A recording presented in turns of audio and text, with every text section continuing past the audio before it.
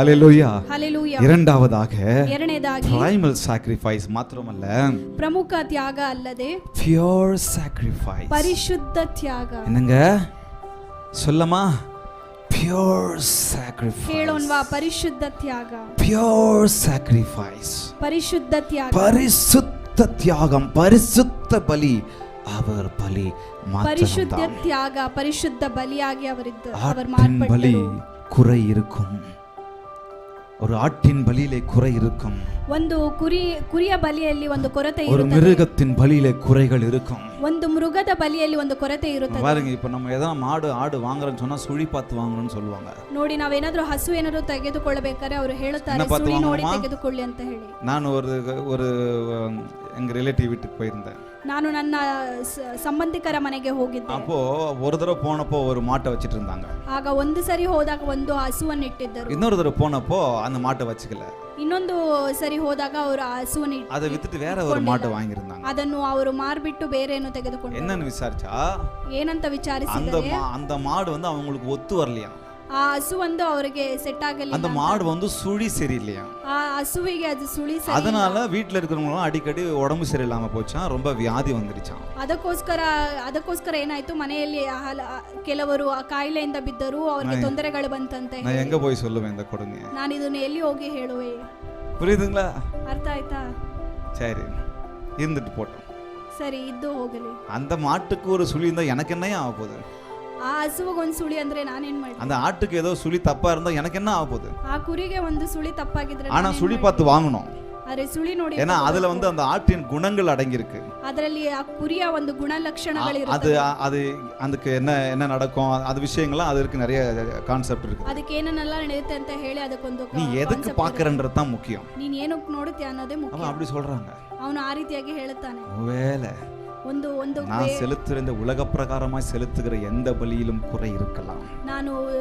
ನಾನು ಕೊಡುವ ಬಲಿಯಲ್ಲಿ ಹಲವಾರು ಕಾರ್ಯಗಳು குறை இருக்கும். ಅದರಲ್ಲಿ ಕೊರತೆಗಳಿರುತ್ತದೆ. ஏன்னா ஆட்டை செலுத்துறனா குறை இருக்கும். ಕುರಿಯನ್ನು ನಾವು ಕೊಟ್ಟಿಲ್ಲ ಅಂದರೆ ಅದರಲ್ಲಿ ಕೊರತೆ ಇರುತ್ತದೆ. எதை செலுத்தினாலும் அதுல பாவம் அடங்கி இருக்கு. ನಾವು ಏನು ಸಲ್ಲಿಸಿದರೂ ಅದರಲ್ಲಿ ಪಾಪವಿರುತ್ತದೆ. ஏனென்றால் எல்லாம் ரத்தம் சம்பந்தமா இருக்கு, அதனால பாவம் அடங்கி இருக்கு. ಎಲ್ಲವೂ ರಕ್ತ ಸಂಬಂಧಿಸಲ್ಪಟ್ಟ ಇದೆ.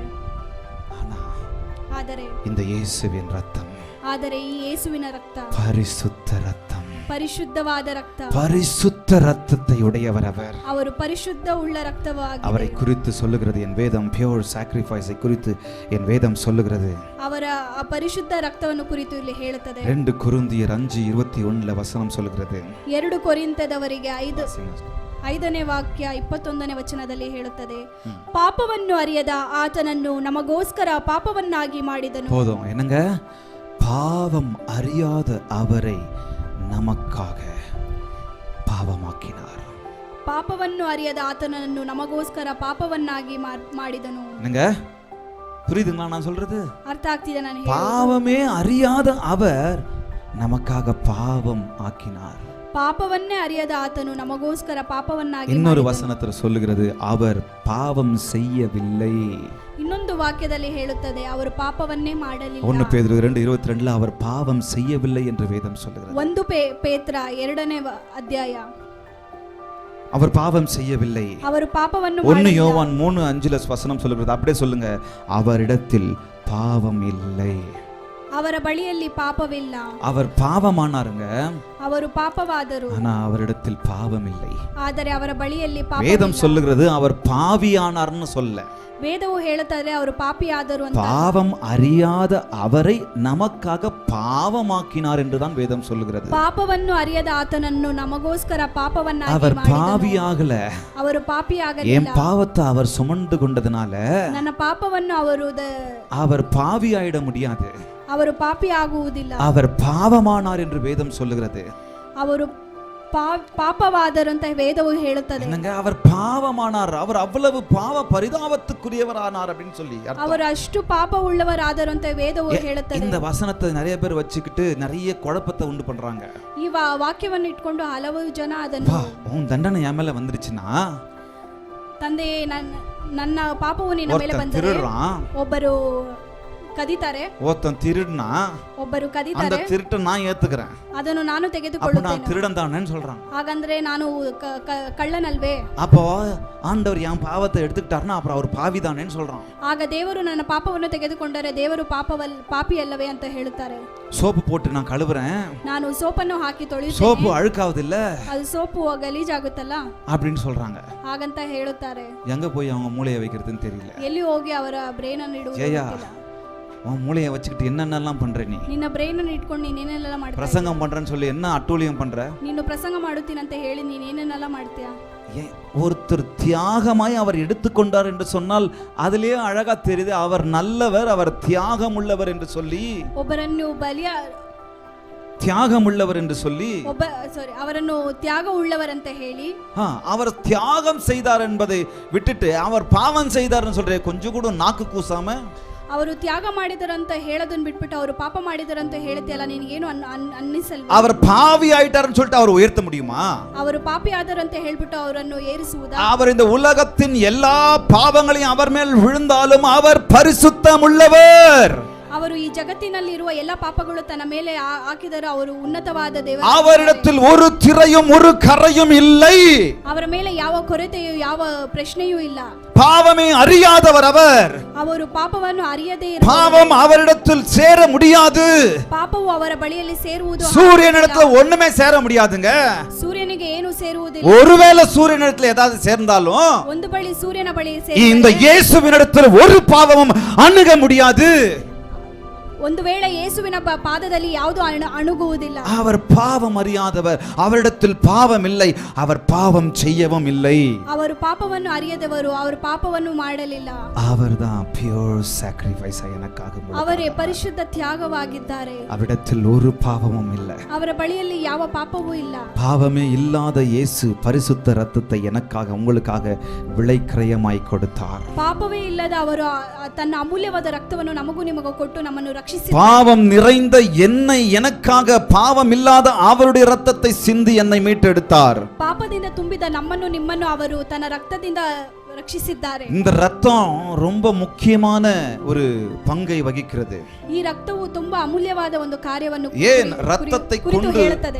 ரத்தத்தை கொண்டு கர்த்தர் என்னை மீட்கணும்? ரொம்ப முக்கியமான விஷயம், கவனிங்க. ಯಾಕೆ ರಕ್ತವನ್ನು ಕೊಟ್ಟು ದೇವರು ನನ್ನನ್ನು ರಕ್ಷಿಸಬೇಕು? ஏன் ரத்தம் மிக முக்கியமா வாய்ந்திருக்கிறது? ಯಾಕೆ ಜೀವ ರಕ್ತವು ಒಂದು ಮುಖ್ಯವಾಗಿದೆ? வேற எதனா செஞ்சிருக்கலாமே, ಬೇರೆ ಏನಾದರೂ ಮಾಡಬಹುದಿತ್ತಲ್ಲ. ரத்தத்தை சிந்திதான் ஆண்டவர் என்னை மீட்க வேண்டுமா? ರಕ್ತವನ್ನು ಸುರಿಸಿನೇ ಅವರು ನನ್ನನ್ನು ರಕ್ಷಿಸಬೇಕಾ? அதில் ரகசியம் அடங்கி இருக்கிறது. ಅದರಲ್ಲಿ ಒಂದು ರಹಸ್ಯವಿದೆ. ஏனென்றால் ಏನೆಂದರೆ வேதம் சொல்லுகிறது, ವಾಕ್ಯವು ಹೇಳುತ್ತದೆ ரத்தத்தில் தான் உயிர் இருக்கிறது என்று சொல்லி. ರಕ್ತದಲ್ಲೇ ಜೀವ ಇದೆ ಅಂತ ಹೇಳಿ. எதுல இருக்குது உயிர்? ಯಾವುದರಲ್ಲಿ ಇದೆ ಜೀವ? ரத்தத்தில் உயிர் இருக்கிறது என்று சொல்லி. ರಕ್ತದಲ್ಲಿದೆ ಜೀವ. பல வருஷங்களுக்கு முன்பாக ಹಲವು ವರ್ಷಗಳ ಹಿಂದೆ எல்லா விஞ்ஞானிகளும் எல்லா வல்லுநர்களும் ಎಲ್ಲ ವಿಜ್ಞಾನಿಗಳು ಅಥವಾ ಹಿರಿಯರು வேதத்தை கேலி செஞ்சு ವೇದವನ್ನು ಅವರು ಇಯಾಳಿಸಿ ரத்தத்துல உயிர் இல்ல, ರಕ್ತದಲ್ಲಿ ಜೀವವಿಲ್ಲ, உயிர் இல்ல, என்னப்பா வேதம், ಅದರಲ್ಲಿ ಜೀವವಿಲ್ಲ, ಏನಪ್ಪಾ ವೇದ, நாங்க கண்டுபிடிக்கிறோம் பாரு ನಾನು ಕಂಡುಹಿಡಿಯುತ್ತೇನೆ அப்படின்னு சொல்லிட்டு ಹಾಗಂತ ಹೇಳಿ ரத்தத்துல உயிர் இல்ல, ರಕ್ತದಲ್ಲಿ ಜೀವ ಇಲ್ಲ, மனுஷனுடைய இருதயத்துல தான் உயிர் இருக்குதுன்னு கண்டுபிடிச்சாங்க. ಮನುಷ್ಯನ ಹೃದಯದಲ್ಲಿ ರಕ್ತ ಇದೆ ಅಂತ ಹೇಳಿ அப்படி கண்டுபிடிச்சு ಹಾಗಂತ ಕಂಡುಹಿಡಿದು கொஞ்சம் வருஷம் போச்சு. ಸ್ವಲ್ಪ ವರ್ಷ ಹೋಯ್ತು. கொஞ்சம் வருஷம் போன உடனே ಸ್ವಲ್ಪ ವರ್ಷ ಹೋದ மனுஷனின் இருதயம் ஒருத்தன் இறந்துட்டான். ಮನುಷ್ಯನ ಹೃದಯ ಅವನು அந்த இறந்தவனுடைய இருதயத்தை எடுத்து இன்னொரு மனுஷனுக்கு வச்சு அவனை உயிர்ப்பிச்சுட்டாங்க. அது சக்சஸ் ஆயிடுச்சு அந்த ஆபரேஷன் சர்ஜரி. ಒಬ್ಬ ಮನುಷ್ಯ ಸತ್ತು ಹೋಗಿ ಆತನ ಹೃದಯವನ್ನು ತೆಗೆದುಕೊಂಡು ಇನ್ನೊಬ್ಬನಿಗೆ ಇಟ್ಟು ಅವನು கவனிங்க ரொம்ப இன்ட்ரெஸ்டிங். ಜೀವ ಬರಿಸಿದರು. அது சக்சஸ் ஆயிடுச்சு. ಅದು ಸಕ್ಸಸ್ ಆಯ್ತು. இப்போ திரும்ப இவங்களுக்கு ஒரு யோசனை, ಮತ್ತೆ ಅವರಿಗೆ ಅದೊಂದು இப்போ உயிரோடு இருக்கிறவன் செத்து போனானே அவனா, இப்போ உயிரோடு இருக்கிறானே அவனா? ಈಗ ಜೀವಂತವಾಗಿದ್ದು ಸತ್ತು ಹೋದವನ ಇಲ್ಲ ಸತ್ತು ಹೋದವನು ಜೀವಂತವಾದವನ? ஒருத்தவங்கள ரெண்டு உயிர் இருக்க முடியாது. ಒಬ್ಬರಿಗೆ ಎರಡು ಉಸಿರು ಇರುವುದಿಲ್ಲ. புரியுதா? வேதத்தை கேலி பண்ணவன் குழம்பிட்டான். ವೇದವನ್ನು ಇಯಾಳಿಸಿದವನು ಅವನು ಕಲವಲಗೊಂಡನು. விஞ்ஞானிங்க குழம்பிட்டாங்க. ವಿಜ್ಞಾನಿಗಳು ಕಲವಲಗೊಂಡರು. குழம்பிட்டு ಅವರು ಕಲವಲಗೊಂಡು அப்புறம் திரும்ப ஆராய்ச்சி பண்றாங்க. ಮತ್ತೆ ಅವರು ಶೋಧನೆ ಮಾಡುತ್ತಾರೆ. அப்புறம் ஒரு உண்மையை கண்டுபிடிக்கிறாங்க. ಆಗ ಅವರು ನಿಜವನ್ನು ಕಂಡುಹಿಡಿತಾರೆ. மனுஷனுடைய உயிர் இருதயத்துல இல்ல, ಮನುಷ್ಯನ ಜೀವವು ಹೃದಯದಲ್ಲಿಲ್ಲ, மனுஷனுடைய மூளையில இருக்குன்னு சொல்லிட்டான். ಮನುಷ್ಯನ ಬ್ರೈನ್ ಅಲ್ಲಿ ಇದೆ ಅಂತ. மனுஷனுடைய மூளையில இருக்கு, ಮನುಷ್ಯನ ಬ್ರೈನ್ ಅಲ್ಲಿ ಇದೆ ಅಂತ. அது கொஞ்ச நாள் போச்சு. ಅದು ಸ್ವಲ್ಪ ದಿವಸ ಹೋಯ್ತು. அதுக்கப்புறம் ஒருத்தன் மூளை காய்ச்சல் வந்து படுத்துட்டான், பிரெயின் டெட். ಒಂದ್ ಸ್ವಲ್ಪ ದಿವಸ ಆದ್ಮೇಲೆ ಅವನು ಬ್ರೈನ್ ಡೆಡ್ ಆಗಿ ಅವನು அப்புறம் திருப்பும் அந்த விஞ்ஞானிகளுக்கெல்லாம் குழப்பம். ಮತ್ತೆ ಆ ವಿಜ್ಞಾನಿಗಳಿಗೆಲ್ಲ ಒಂದು ಕಲವಲ. ஐயோ ಅಯ್ಯೋ தலையை சொரிஞ்சுக்கிறாங்க எல்லா விஞ்ஞானிகளும். ಅವರು ತಲೆಯನ್ನು ಕೆರ್ಕೊಳ್ತಾರೆ ವಿಜ್ಞಾನಿ. ஹிருதயத்துல இருந்ததுன்னு சொன்னோம் உயிர், ಹೃದಯದಲ್ಲಿದೆ ಜೀವ ಅಂತ ಹೇಳಿದ್ವಿ. அப்புறம் அதை மாத்தி இப்போ மூளையில இருக்குதுன்னு சொன்னேன், மூளை இல்லாத நானு. ಅದನ್ನು ಬಿಟ್ಟು ನಾವು ಹೇಳಿದ್ವಿ ಬ್ರೈನ್ ಅಲ್ಲಿ ಇದೆ ಜೀವ ಅಂತ. இப்ப மூளை சேர்த்துட்டு ஆனா அவன் உயிரோட இருக்கிறானே. ಈಗ ಅವನು ಬ್ರೈನ್ ಡೆಡ್ ಆಗಿದೆ ಆದ್ರೆ ಜೀವವಾಗಿದ್ದಾನಲ್ಲ. ஆனா உயிர் அவனுக்குள்ள துடிச்சுக்கிட்டு இருக்கு, ஆனா மூளை போயிடுச்சு, செத்து போயிடுச்சு. ಆದರೆ ಜೀವವು ಅವನ ಒಳ್ಳೆಗೆ ಮಿಡಿತಾ ಇದೆಯಲ್ಲ. அப்ப உயிர் எங்க? ಆಗ ಜೀವ ಎಲ್ಲಿ? ஆனா ಆದರೆ 2000 வருஷத்துக்கு முன்னாடியே 2 ವರ್ಷದ ಹಿಂದೆ வேதத்தில் ஆண்டவர் தெளிவாய் குறிப்பிட்டு விட்டார். ದೇವರು ವೇದದಲ್ಲಿ ಅದನ್ನು ಕುರಿತರು. ரத்தத்தில் தான் உயிர் இருக்குன்னு சொல்லி. ரத்தದಲ್ಲಿ ಜೀವವಿದೆ ಅಂತ ಹೇಳಿ. கொலமுனவன் எல்லாம் கடைசியில கர்த்தரிடத்திலே வந்தாச்சு. ரத்தத்தில் தாயா உயிர் இருக்கு. கரங்களை தட்டி கர்த்தர் நாமத்தை உயர்த்தலாம். ஹalleluya. ஹalleluya. ரத்தத்தில் தான் உயிர் இருக்கு. ரத்ததல்லே ஜீவவிದೆ. பாருங்க வேத வசனம் சொல்லுகிறது. வேத வாಕ್ಯವು ಹೇಳುತ್ತದೆ மாம்சத்தின் உயிர். லேவியராகமம் 17:11ல ಯಾಜಕ ಕಾಂಡ 17ನೇ ಅಧ್ಯಾಯ 11ರಲ್ಲಿ மாம்சத்தின் உயிர் ಮಾಂಸದ ಜೀವ ரத்தத்தில் இருக்கிறது. கரங்களை தட்டலாமா? ஹalleluya. ரத்ததல்லிದೆ. நான் அதை உங்களுக்கு பலிபீடத்தின் மேல் உங்கள் ஆத்துமாக்களுக்காக பாவ நிவர்த்தி செய்யும்படிக்கு கட்டளையிட்டேன். ஆத்துமாவிற்காக பாவ நிவர்த்தி செய்கிறது ரத்தமே. ಯಜ್ಞವೇದಿಯ ಮೇಲೆ ನಿಮಗೋಸ್ಕರ ಪ್ರಾಯಶ್ಚಿತ್ತ ಮಾಡಿಕೊಳ್ಳಬೇಕೆಂದು ನಾನು ನಿಮಗೆ ಆಜ್ಞಾಪಿಸಿದ್ದೇನೆ. ಆತ್ಮಕ್ಕೆ ಪ್ರಾಯಶ್ಚಿತ್ತ ಮಾಡುವುದು ರಕ್ತವೇ. அவர் ரத்தத்தை சிந்தி மீட்டார்னா என்ன அர்த்தம் தெரியுமா? ಅವರು ರಕ್ತವನ್ನು ಸುರಿಸಿ ನಮ್ಮನ್ನು ರಕ್ಷಿಸಿದರೆ உயிரை கொடுத்து மீட்டார். கரங்களை தட்டலாமா? ಕೊಟ್ಟು ನಮ್ಮನ್ನು ಪ್ರಾಯಶ್ಚಿತ್ತ ಮಾಡಿದರು. உயிரை கொடுத்து மீட்டார். ಅವರು ಪ್ರಾಣವನ್ನು ಕೊಟ್ಟು ಪ್ರಾಯಶ್ಚಿತ್ತ ಮಾಡಿದರು. இன்னும் ஒரு சில ஆதாரங்களை உங்களுக்கு தரேன். ಇನ್ನು ಕೆಲವು ಆಧಾರಗಳು உபாகமம் 12:23ல ಧರ್ಮೋಪದೇಶ ಕಾಂಡ 12:23ರಲ್ಲಿ ரத்தத்தை மாத்திரம் புசிக்காதபடிக்கு எச்சரிக்கையாயிரு. பழைய ஏற்பாட்டு காலத்துல ஆண்டவர் சொல்றாரு. ಹಳೆಯ ಒಡಂಬಡಿಕೆಯಲ್ಲಿ ದೇವರು ಹೇಳುತ್ತಾರೆ ரத்தமே உயிர். ರಕ್ತವೇ ಜೀವ. இருதயத்துல உயிர் இல்லங்க, ಹೃದಯದಲ್ಲಿ ಜೀವ, மூளையில இல்லங்க, ಬ್ರೈನ್ ಅಲ್ಲಿ ரத்தமே உயிர். மாம்சத்தோட உயிரையும் புசிக்க வேண்டாம் என்று சொல்லி பழைய ஏற்பாட்டு காலத்துல ಜೀವ. சொல்றாரு. ಮಾಂಸದ ಜೊತೆಗೆ ಆತ್ಮವನ್ನು ತಿನ್ನಬೇಡಿ. இன்னொரு வசனம் சொல்லுகிறது. ಇನ್ನೊಂದು ವಾಕ್ಯದಲ್ಲಿ ஆதியாகமம் 9:4 வசனம் சொல்லுகிறது. ಆದಿಕಾಂಡ 9ನೇ ಅಧ್ಯಾಯ 4ರಲ್ಲಿ ಹೇಳುತ್ತದೆ, மாம்சத்தை அதன் உயிராகிய ரத்தத்தோட புசிக்க வேண்டாம். ರಕ್ತದೊಂದಿಗೆ ಅದನ್ನು ತಿನ್ನಬಾರದು. புரிஞ்சதுங்களா? ಅರ್ಥವಾಯ್ತಾ? ரத்தம் எதுக்கு சிந்துறாரு? ರಕ್ತ ಯಾವುದಕ್ಕೆ ரத்தம் ಸುರಿಸುತ್ತಾರೆ? சிந்தி மீட்டவரே அப்படின்னு சொல்லி பாடினோம்னா அதுக்குள்ளாக அடங்கி இருக்கிறது. ಅವರು ರಕ್ತವನ್ನು ಸುರಿಸಿ ಅವರು ನಮ್ಮನ್ನು ರಕ್ಷಿಸಿದರು ಅಂತ ಹೇಳಿದರೆ ಅದರಲ್ಲಿ ಎಲ್ಲವೂ ಇರುತ್ತದೆ. 100% தன்னுடைய ஜீவனையே கொடுத்து என்னை மீட்டார் என்று அர்த்தம். 100% ಆತನು ತನ್ನ ಜೀವವನ್ನು ಕೊಟ್ಟು ನಮ್ಮನ್ನು ನಿಮ್ಮನ್ನು ರಕ್ಷಿಸಿದ್ದಾರೆ. எபிரேயர் 9:22ல வசனம் சொல்லுகிறது. ಇಬ್ರಿಯರಿಗೆ 9ನೇ ಅಧ್ಯಾಯ 22ರಲ್ಲಿ ಹೇಳುತ್ತದೆ, ரத்தம் சிந்துதல் இல்லாமல் பாவ மன்னிப்பு இல்ல. ರಕ್ತಪಾತವಿಲ್ಲದೆ ಕ್ಷಮೆ ಇಲ್ಲ. நாம் எல்லாரும் இயேசுவின் காயங்களை பார்த்து வேதனை அடைகிறோம். ನಾವೆಲ್ಲರೂ ಯೇಸುವಿನ ಗಾಯಗಳಿಗೆ இத கொஞ்சம் கவனிச்சு பாருங்க. ಇದನ್ನು ಸ್ವಲ್ಪ ಗಮನಿಸಿ. நம்ம எல்லாரும் இயேசுவினுடைய காயங்களை பார்த்து நம்ம வேதனை அடைகிறோம். ನಾವೆಲ್ಲರೂ ಯೇಸುವಿನ ಗಾಯಗಳನ್ನು ನೋಡಿ ನಾವು ದುಃಖಿಸುತ್ತೇವೆ. 5 இடங்களில் மேஜர் ரத்தத்தை அவர் சிந்தினார். கவனிங்க. 5 ಜಾಗದಲ್ಲಿ ಅವರು 5 ಸ್ಥಳದಲ್ಲಿ ಅವರು ರಕ್ತವನ್ನು ಸುರಿಸುತ್ತಾರೆ. கெத்செமனே தோட்டத்தில் மிகுந்த வியாகுலத்தோடு அவர் ஜெபம் பண்ணும்போது அவர் ரத்தத்தை சிந்தினார். ரத்தம் வியர்வையாய் பெருந்துளிகளாய் விழுந்ததுன்னு சொல்லி வாசிக்கிறோம். ಗೆತ್ಸೆಮನೆ ತೋಟದಲ್ಲಿ ಅವರು ಪ್ರಾರ್ಥನೆ ಮಾಡುವಾಗ ಅವರು ரத்தವನ್ನು ಸುರಿಸುತ್ತಾರೆ. முள்முடி சூட்டப்பட்டு கோலினால் அவர் சிரசின் மேல் அடிக்கும்போது அவர் ரத்தம் அதிகமாய் சிந்தினது. ಮುಳ್ಳುಗಡಿಯಿಂದ ಕೂಡಿದ ಕೋಲಿನಿಂದ ಹೊಡೆದಾಗ ಅವರು ರಕ್ತವನ್ನು ಸುರಿಸುತ್ತಾರೆ. வாரினால அவரை முதுகுல அவர் உடம்புல அடிக்கும்போது ரத்தம் அவருக்கு அப்படியே பீறிட்டு வந்தது. ಅವರ ಬೆನ್ನಿಗೆ ಚಾಟಿಯಿಂದ ಹೊಡೆದಾಗ ಅವರನ್ನು ರಕ್ತವನ್ನು ಸುರಿಸುತ್ತಾರೆ. சிலுவையில அவரை அடிக்கும்போது அவரது கைகளிலும் அவருடைய கால்களிலும் அப்படியே ஆணிகள் பாயும்போது ரத்தம் பெரிதாய் ஆறாக ஓடினது. ಶಿಲುಬೆಯ ಮೇಲೆ ಅವರನ್ನು ಮೊಳೆಯಿಂದ ಅವರನ್ನು ಹೊಡೆದಾಗ ಆಗಲಿ ಅಥವಾ ಕಾಲುಗಳಿಲ್ಲ ಹೊಡೆದಾಗಲಿ ಅವರು ರಕ್ತವನ್ನು ಸುರಿಸಿದರು. சேவர்கள் அவருடைய விலாவில் அப்படி குத்தும்போது அப்படியே ரத்தம் பீறிட்டு வந்தது. ಸೇವಕರು ಈಟಿಯಿಂದ ಅವರನ್ನು ಚುಚ್ಚಿದಾಗ ಅವರಿಗೆ ರಕ್ತವನ್ನು ಸುರಿಯಿತು. சில சமயம் இந்த மாதிரி காயங்களை பார்த்து கஷ்டப்படுறோம், வேதனை. ಕೆಲವು ಸಮಯದಲ್ಲಿ ಇವೆಲ್ಲವನ್ನು ನೋಡಿ ನಾವು ದುಃಖಿಸುತ್ತೇವೆ. ஆனால் சொட்டு சொட்டாய் அவருடைய உடம்பிலே ரத்தம் முழுவதுமாய் இறங்கும்போது, தன்னுடைய உயிர் இறங்கும்போது அவருக்குள்ளாக எவ்வளவு வேதனை அவர் அனுபவித்திருப்பார். ಆ ರೀತಿಯಾಗಿ ಅವರನ್ನು ಅನುಭವಿಸುವುದೆಲ್ಲನೂ ನೋಡಿದಾಗ ನಮಗೆ ದುಃಖವಾಗುತ್ತದೆ. Passion of Christ அந்த படத்தை நம்ம பார்த்திருப்போம். ಪ್ಯಾಷನ್ ಆಫ್ ಕ್ರೈಸ್ಟ್ ಅಂತ ಹೇಳಿ ನಾವು ಆ ಮೂವಿಯನ್ನು ನೋಡಿರ್ತೀವಿ. அவர் மேல ஒரு தோல் மாதிரி போட்டு அவர் அடிச்சாங்களாம். ಅವರ ಮೇಲೆ ಒಂದು ಚರ್ಮವನ್ನು ಹಾಕಿ ಅವರು ಹೊಡೆದರಂತೆ. அதையும் மீறி அவருக்குள்ள போச்சாம். ಅದನ್ನು ಮೀರಿ ಅವರ ಒಳಗೆ அவர் ಹೋಯಿತು. துடிச்சாராம். ಅವಾಗ ಅವರು அழறாராம். அவர் இயேசுவை நினைச்சு அழுதாராம். ಅವರು ಯೇಸುವನ್ನು ನೆನೆಸಿಕೊಂಡು ಅಳುತ್ತಾರೆ. என்ன டைரக்டா அடிக்கல, ಅವರು நன்னನ್ನು டைரக்ட் ಆಗಿ ಹೊಡೆಯಲಿಲ್ಲ. என் மேல ஒரு பெரிய பேசேஜ் ஒரு பெரிய ஒரு தோலை போட்டு தான் அடிக்கிறாங்க. ಅವರು ನನ್ನ ಮೇಲೆ ಒಂದು ಚರ್ಮವನ್ನೇ ಹಾಕಿ ಹೊಡೆಯುತ್ತಾರೆ. இதையே என்னால தாங்க முடியல. ಅದೇ ನನಗೆ ತಡೆಯಲಿಕ್ಕಾಗ್ತಿಲ್ಲ. ஆனால் முழு ரத்தத்தையும் அவர் அடிகளினால் பட்டு சிந்தும் பொழுது எவ்வளவு மோசமாய் அவர் அனுபவித்திருப்பார். ಆದರೆ ಅವರು ಪೂರ್ಣವಾಗಿ ತನ್ನ ರಕ್ತವನ್ನು ಸುರಿಸಿ ಅವರು ಆ ರೀತಿಯಾಗಿ ಅನುಭವಗಳನ್ನು ನೋವಿನಿಂದ ಅವರು ಇದ್ದಾಗ ಅದು ಎಷ್ಟು ದುಃಖವಾಗಿರುತ್ತದೆ. கொஞ்சம் யோசிச்சு பாருங்க. ಅದನ್ನು ಸ್ವಲ್ಪ ಯೋಚನೆ ಮಾಡಿ ನೋಡಿ. அந்த அளவுக்கு பாடு அனுபவித்தார். ಅವರು ಅಷ್ಟರ ಮಟ್ಟಿಗೆ ಅವರು அவர் ரத்தம் விலையேற பெற்றது. ಅವರ ರಕ್ತವು ಬೆಲೆ ಬಾಳುವಂತ ರಕ್ತವಾಗಿದೆ. அவர் ரத்தம் அந்த அளவுக்கு பரிசுத்தமுள்ள ரத்தத்தை எனக்காக சிந்தினார். ಅವರ ರಕ್ತವು ಅಷ್ಟು ಪರಿಶುದ್ಧವಾದ ರಕ್ತವನ್ನು ನಮಗೋಸ್ಕರ ನಿಮಗೋಸ್ಕರ ಸುರಿಸಿದರು. அடிக்கப்பட கொண்டு போகிற ஆட்டுக்குட்டியை போல போய் அப்படி அவர் எனக்காக ரத்தத்தை சிந்தினார். ಅವರು ಒಡೆದಾಕುವ ಕುರಿಮರಿಯಂತೆ ಅವರನ್ನು ತೆಗೆದುಕೊಂಡು ಹೋಗಿ ನಮಗೋಸ್ಕರ ನಿಮಗೋಸ್ಕರ ಅವರನ್ನು ಹೊಡೆಯಲ್ಪಟ್ಟರು. ரத்தம் சிந்துபடி இயேசுவை வாரினால் அடிக்கும் போது ஒவ்வொரு சொட்டு சொட்டு ரத்தமும் அவர் மேல அவருக்குள்ள இறங்கும் போது, அவர் சரீரத்தில் இறங்கும் போது, அவர் உடம்புல அவர் சரீரத்தில் எவ்வளவு வேதனை உண்டாயிருக்கும் கொஞ்சம் கற்பனை செஞ்சு. ಆ ಚಾಟಿಯಿಂದ ಹೊಡೆಯುವಾಗ ಅವರ ಮೈ ಮೇಲೆ ಒಂದು ಬಾಸುಂಡೆ ಬರುವಾಗ ಆಗಲಿ ಅಥವಾ ಅವರನ್ನು ಇನ್ನೂ ಆಕ್ರಮದಿಂದ ಅವರನ್ನು ಹಿಂಸೆ ಪಡಿಸುವಾಗ ಅವರಿಂದ ಬರುವ ಎಲ್ಲವೂ ಒಂದೊಂದು ರಕ್ತವು ಯೋಚನೆ ಮಾಡಿ ನೋಡಿ. ಈ ರಕ್ತವು ವಿಲೆಯೇற பெற்ற ரத்தம், ಬೆಲೆ ಬಾಳುವಂತ ಪ್ಯೂರ್ ಸ್ಯಾಕ್ರಿಫೈಸ್. ಅದು பரிசுத்த பலியாய் என் இயேசு ஆனார். ಅವರು ಪರಿಶುದ್ಧವಾದ ಬಲಿಯಾದರು. சும்மா ஆகலங்க, ಅವರು ಸುಮ್ಮನೆ ಆಗಲಿಲ್ಲ. எனக்காக மரித்தாருங்க.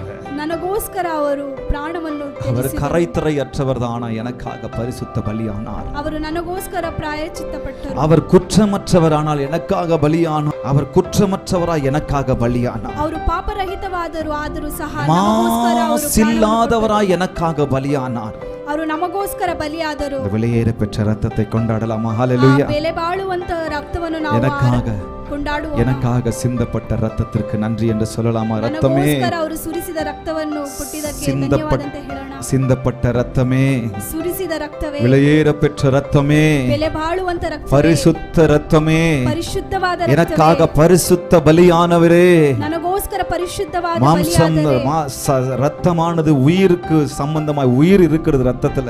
ரத்தவாதது ஜீவಕ್ಕೆ ಸಮವಾಗಿದೆ. அந்த ரத்தத்தையே எனக்காக, பரிசுத்தமுள்ள ரத்தத்தை எனக்காக சிந்தி என் ஆத்துமாவை, உங்க ஆத்துமாவை மீட்டிருக்கிறாரு. ಆ ಪರಿಶುದ್ಧವಾದ ರಕ್ತವನ್ನು ಸುರಿಸಿ ನಮಗೋಸ್ಕರ ನಿಮಗೋಸ್ಕರ ಆಗಲಿ ಅವರು ಅಥವಾ ಎಲ್ಲ ಕಾರ್ಯಗಳನ್ನು ಮಾಡಿ ನಮ್ಮನ್ನು ನಿಮ್ಮನ್ನು ರಕ್ಷಿಸಿದ್ದಾರೆ.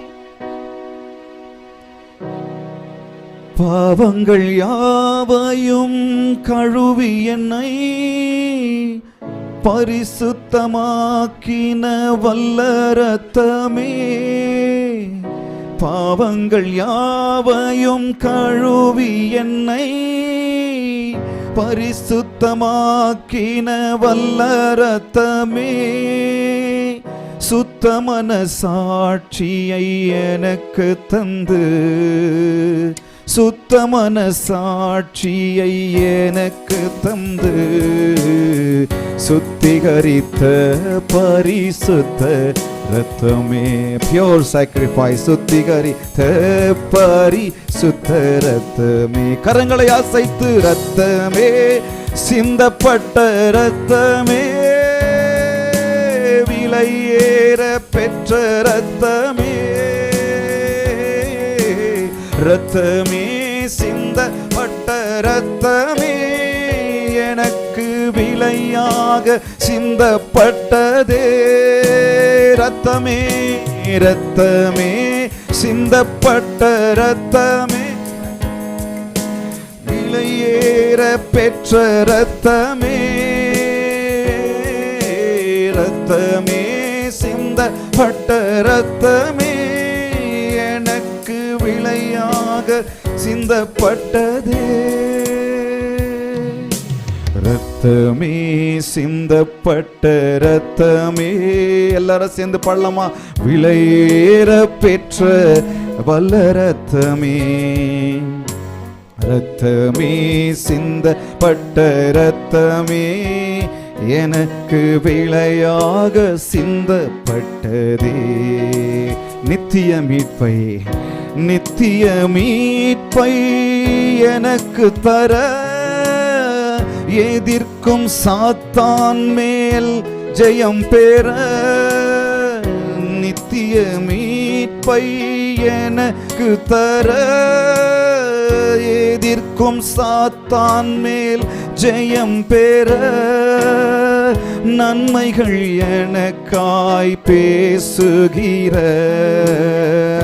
நன்மைகள் எனக்காய் பேசுகிற, தெளிக்கப்படும் பரிசுத்த ரத்தமே, தெளிக்கப்படும் பரிசுத்த ரத்தமே, ரத்தமே ரத்தமே சிந்தப்பட்ட ரத்தமே, விலையேற பெற்ற ரத்தமே, ரத்தமே சிந்தப்பட்ட ரத்தமே, எனக்கு விலையாக சிந்தப்பட்டதே. கரங்களை தட்டி அவருடைய ரத்தம் இன்னைக்கும் எனக்காக உங்களுக்காக பரிந்து பேசிக்கிட்டு இருக்குதான். கரங்களை தட்டலாமா? ஹalleluya. ನಮಗೋಸ್ಕರ ನಿಮಗೋಸ್ಕರ ಅದು ಮಾತನಾಡುತ್ತಾರೆ. ஆபேல் முதல் மரணம் அடைஞ்சாரு, காயின் கொலை பண்ணிட்டாரு. ಮೊದಲನೇದಾಗಿ ಆತನು ಪ್ರಾಣವನ್ನು ಕೊಟ್ಟನು. அப்போ ஆண்டவர்கிட்ட போய் ஆபேல் ரத்தம் பேசுதான். ಆಗ ಹಾಬೇಲನ ರಕ್ತವು ದೇವರ ಬಳಿಯಲ್ಲಿ ಹೋಗಿ ಮಾತನಾಡುತ್ತದೆ. ரத்தம் பேசும், ರಕ್ತವು ಹೋಗಿ ಮಾತನಾಡುತ್ತದೆ. ரத்தம் பேசும். ರಕ್ತವು ಮಾತನಾಡುತ್ತದೆ. ஆபேலின் ரத்தம் போய் ஆண்டவர்கிட்ட பேசுதான். ஹெபேலன ரக்தವು ದೇವರ ಬಳಿ ಹೋಗಿ ಮಾತನಾಡುತ್ತದೆ. ஆண்டவர் வந்து காயினை பார்த்து என்ன செஞ்ச உன் சகோதரனுக்கு அப்படின்னு சொல்லி பேசுறாரு. ದೇವರು ಬಂದ್ಬಿಟ್ಟು ಕಾಯಿನ ಹತ್ರ ಕೇಳ್ತಾರೆ, ನಿನ್ನ ಸಹೋದರನನ್ನು ಏನು ಮಾಡಿದೆ? உன் சகோதரனுடைய ரத்தம் என்கிட்ட வந்து பூமியிலிருந்து கூப்பிட்டது அப்படின்னு சொல்றாரு. ನಿನ್ನ ಸಹೋದರನ ರಕ್ತವು ಭೂಮಿಯಿಂದ ಬಂದು ನನ್ನನ್ನು ಕರೆಯಿತು. நான் ஒன்னு சொல்றேன், ನಾನೊಂದು ಹೇಳುತ್ತೇನೆ. ஆபேலின் ரத்தம் தனக்காக பேசியது, ஹெபேலன ரக்தವು ತನಗೋಸ್ಕರ ಮಾತನಾಡಿತು. இந்த மாசற்ற குற்றமற்ற இயேசுவின் ரத்தம் உங்களுக்காக எனக்காக பேசுகிறது. கரங்களை தட்டலாமா? ಆದರೆ ಯೇಸುವಿನ ರಕ್ತವು ಪಾಪರಹಿತವಾದದು, ನಮಗೋಸ್ಕರ ನಿಮಗೋಸ್ಕರ ಮಾತನಾಡುತ್ತದೆ. ஆபேலின் ரத்தம் எனக்கு என்ன ஆயிடுச்சு, எனக்கு இவன் அதை செஞ்சிட்டான் அப்படின்னு சொல்லி பேசினது. ஹெபேலನ ರಕ್ತವು ನನಗೇನು ಇವನು ಮಾಡಿದನಂತ ಹೇಳಿ ಮಾತನಾಡಿತ್ತು. ஆனால் என் இயேசுவின் ரத்தம், ಆದರೆ ನನ್ನ ಯೇಸುವಿನ ರಕ್ತವು இந்த உலக மக்களுக்காக, ಈ ಜಗತ್ತಿನ ಇರುವ ಮಕ್ಕಳಿಗೋಸ್ಕರ இன்றைக்கும் இன்றைக்கும் பரிந்து பேசிக்கொண்டே இருக்கிறது. ಇವತ್ತಿಗೂ ಸಹ ಅದು ಮಾತನಾಡುತ್ತಾನೆ ಇದೆ. Pure sacrifice, ಅದು ಪರಿಶುದ್ಧವಾದ சொல்லமா? பரிசுத்த தியாகம், பரிசுத்த பலி அவர். ಅದು ಪರಿಶುದ್ಧವಾದ ಬಲಿಯಾಗಿದೆ. மூன்றாவதாக ಮೂರನೆಯದು